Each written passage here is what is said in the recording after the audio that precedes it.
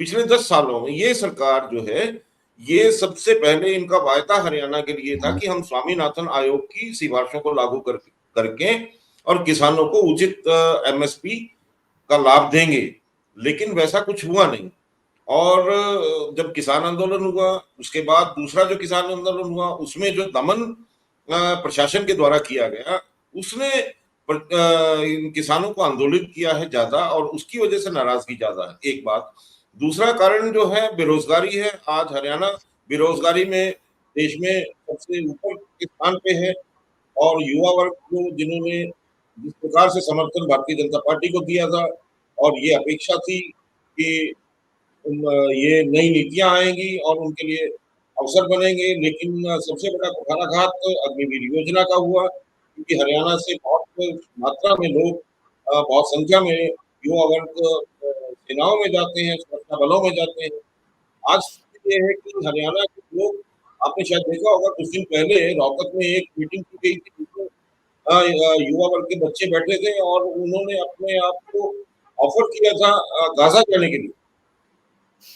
हाँ, सबको पता है कि युद्ध की स्थिति है जहाँ एक एक अनिश्चितता का दौर है, और लोग रोजगार के लिए गाजा तक जाने को तैयार हैं। अभी पीछे कुछ वीडियो आए हैं जिसमें रशिया की सेना में कुछ युवा गए हैं, उनकी भी कैजुअलिटी की बात है। तो ये स्थितियां जो हैं, किसानों को लेके, महंगाई को लेके, युवा वर्ग की अनिश्चितता को लेके, उद्योगों को लेके, इस तरह की बहुत सी, और फिर सबसे बड़ी बात है कि सरकार की जो बार बार जो नीति रही पेपर लीक, उसको नियंत्रित नहीं कर पाए, तो वो भी एक बड़ा कारण है कि भर्तियां जो हैं, नई भर्तियां नहीं हो पाई। और ये इस तरह के ऐसे मूल कारण हैं जिनकी वजह से आज समाज में इस वर्तमान सरकार के प्रति बहुत बड़ा असंतोष दिखाई देने लगा। जी जी जी, भवेश जी, आपका भी हरियाणा हरियाणा की पॉलिटिक्स आपने बहुत कवर की है, नजदीक से देखा है दिल्ली में रहते हुए, तो आप क्या इसमें जोड़ना चाहेंगे? देखिए, वैसे तो ये जानकारी है कि चौधरी चौधरी वीरेंद्र सिंह के आने से और उनके बेटे के आने से कांग्रेस को मदद मिलेगी, लेकिन मैं इस तरह का चुनावों के समय में जो दल बदल होता है, इसको मैं नैतिक इस रूप में नहीं मानता हूँ। राजनेताओं को, राजनीतिक दलों को ये लगता है कि कोई इधर से उधर आ जाएगा तो उसकी बची कुची साख जो है उसका फायदा उठा लेंगे तो हमारे वोट बढ़ जाएंगे।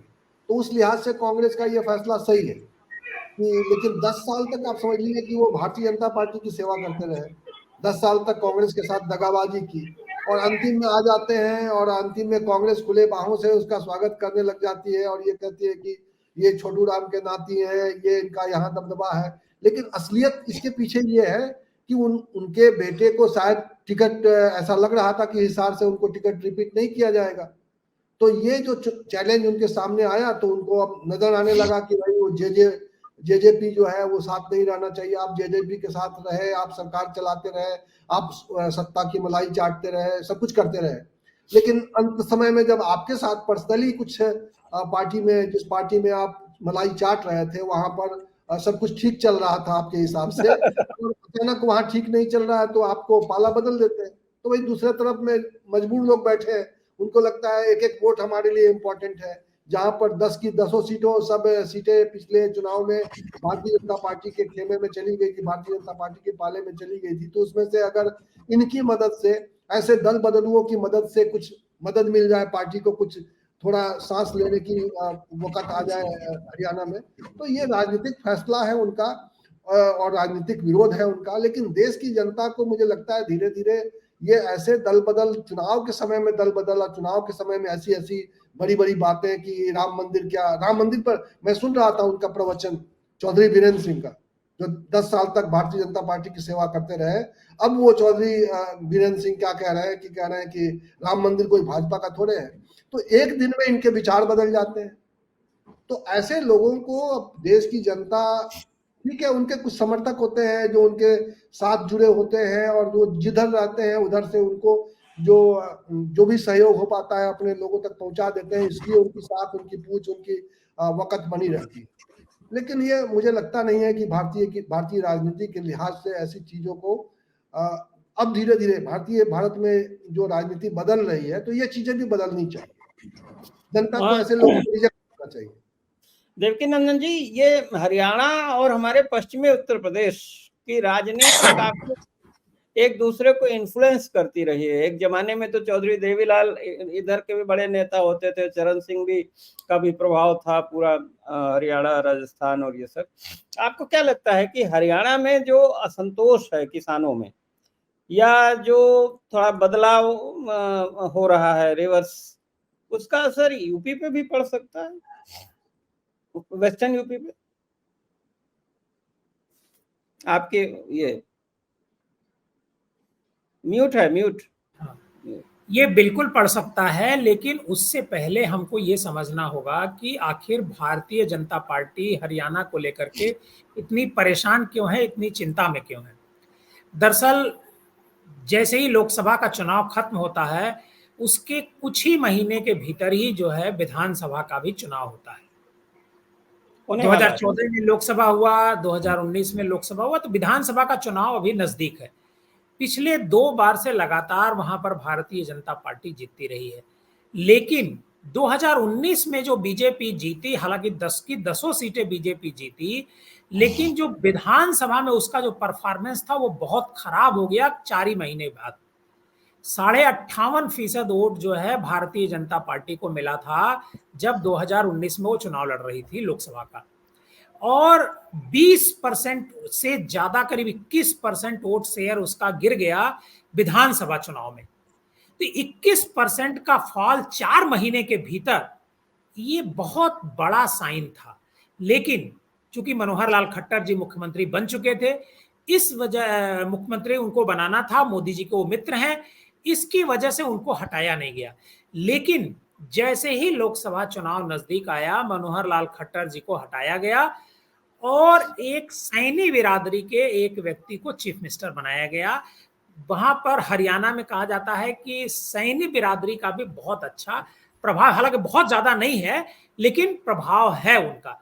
तो भारतीय जनता पार्टी वहां डरी हुई है, क्योंकि वहां जो कांग्रेस के नेता हैं, हुड्डा जो चीफ मिनिस्टर रह चुके हैं पिछली बार, जब 19 में विधानसभा का चुनाव हो रहा था तो कांग्रेस ने उन्हें फ्री हैंड नहीं दिया। कुमारी शैलजा भी वहां पर थी। इसकी वजह से कांग्रेस कुछ सीटों से, 31 सीट कांग्रेस ने जीती थी, 40 सीट विधानसभा में इनकी थी, तो कुछ सीटों से अगर वोट परसेंटेज का आप देखेंगे तो बहुत ज्यादा का डिफरेंस 10% का तो है, लेकिन सीटों में बहुत ज्यादा उतना नहीं दिखेगा। तो इसकी वजह से भारतीय जनता पार्टी परेशान थी। और दूसरा, कांग्रेस ने जो रिवाइव किया है उसकी वजह है हुड्डा, और कांग्रेस में जो वहां गुटबाजी चला करती थी, उस गुटबाजी पर भी कांग्रेस ने एक तरीके से नियंत्रण किया है, और सबको, जितने भी कांग्रेस के लीडरान हैं वो सारे हुड्डा को रिपोर्ट कर रहे हैं। मतलब हुड्डा के जरिए वहां पर कांग्रेस अपना जनाधार बढ़ाने की कोशिश में लगी हुई है। एक बात तो ये है। दूसरी बात जो जगदीप साहब ने कही कि हरियाणा से बड़ी संख्या में लोग अग्निवीर हैं और किसान हैं, ये भी 2 बड़े मुद्दे हैं। अग्निवीरों का भी मुद्दा है और किसानों का भी मुद्दा है। तीसरा, बेरोजगारी एक सबसे बड़ा मुद्दा है जो हरियाणा में भी बहुत ज्यादा है। आज पूरे देश में अगर आप देखेंगे तो मुझे लगता है कि सबसे ज्यादा यूथ जो है हमारे भारत में है। अभी आज ही मैं एक डेटा देख रहा था चुनाव आयोग का, लेकिन यूथ जो है इलेक्शन को लेकर के जरा भी चिंतित नहीं है। मतलब उसे वोट डालना है, 18 साल उसकी उम्र हो गई है, वो उसे वोट डालना चाहिए, उसको लेकर के वो चिंता नहीं है। निर्वाचन आयोग इसके लिए व्यापक पैमाने पर अभियान चला रहा है, लेकिन अभी तक, आज की तारीख तक, कल की तारीख तक का डेटा निर्वाचन आयोग ने आज जारी किया है, ओनली 37% यूथ, जो यूथ वोटर मतलब 18 साल क्रॉस कर चुके हैं, उनमें से केवल 37% लोगों ने अपना पंजीकरण कराया है वोट के लिए। मतलब बाकी ये इशू हम अलग से चर्चा कर सकते हैं कि जो यंग लोग हैं या नए मतदाता हैं वो अपना पंजीकरण क्यों नहीं करा रहे हैं। और मेरे ख्याल से ये तो अभी जो जहां बाद में चुनाव होना है, अभी टाइम बाकी भी है, वो करा सकते हैं। मैं उसी कड़ी को, जो यूथ में इतनी निराशा है, इसी वजह से वोटर पंजीकरण नहीं करा रहा है, और इसी वजह से शायद वो वोट डालने कम जाएगा। अगर वोट पंजीकरण भी करा लेगा तो हो सकता है वोट डालने कम जाए, मतलब उसकी तादाद कम हो। ये 10 साल के भीतर जो एक लोगों के भीतर मिडिल क्लास जो है, यूथ है, मिडिल क्लास है, नौकरी पेशा जो लोग हैं, उनके भीतर जो निराशा पैदा हुई है, वो एक बड़ा कारण है भारतीय जनता पार्टी की चिंता का। और ये तो पक्का है, क्योंकि आम आदमी पार्टी वहां पिछली बार अलग से लड़ी थी और इस बार आम आदमी पार्टी वहां एक बड़ी ताकत है और वो भी कांग्रेस के साथ मिलकर के लड़ रही है चुनाव, मतलब कांग्रेस को उसका सपोर्ट है। तो भारतीय जनता पार्टी को वहां मुश्किल है हरियाणा में, और इसी वजह से बीजेपी के नेता कांग्रेस में छोड़ करके जा रहे हैं। जी जी जगदीप जी, आप कुछ कहना चाहते थे, वो आप कह लीजिएगा। जी, इसके साथ ही साथ इस पे भी आप टिप्पणी करिए कि इस बार जो है, जो पहले आप पार्टी केजरीवाल की कांग्रेस पे हमलावर होती थी, वो हमलावर नहीं है, इस बार हमराह है। तो इसका क्या मनोबल बढ़ा है कांग्रेस का, या इससे क्या लाभ मिल रहा है कांग्रेस को, इसका क्या नुकसान बीजेपी को हो रहा है? देखिए, जो मैं ऐड करना चाह रहा था, जो देवकीनंदन जी बोल रहे थे, उसमें ये था कि भूपेंद्र सिंह हुड्डा को 2014 में 19 में फ्री हैंड देने की जो बात थी, उनको एक बार फ्री हैंड दिया गया और उसमें जो दूसरे गुट थे, उन गुटों के अंतर भी मिटे थे। और अभी वर्तमान में भी ऐसा है कि भूपेंद्र सिंह हुड्डा ही सर्वे सर्वा हरियाणा की कांग्रेस के नहीं है, और दूसरे गुट भी समानांतर तौर पे शैलजा का गुट जो है, जिसमें शैलजा, किरण चौधरी और रणदीप सुरजेवाला है, वो भी उतना ही सशक्त है। और उन्होंने अभी जब यात्रा की है, जो अब अभी जनवरी में, तो उसमें भी ये प्रमाण सामने आया कि इतनी ठंड में लोग उनकी यात्रा को पूरा समर्थन दे रहे थे।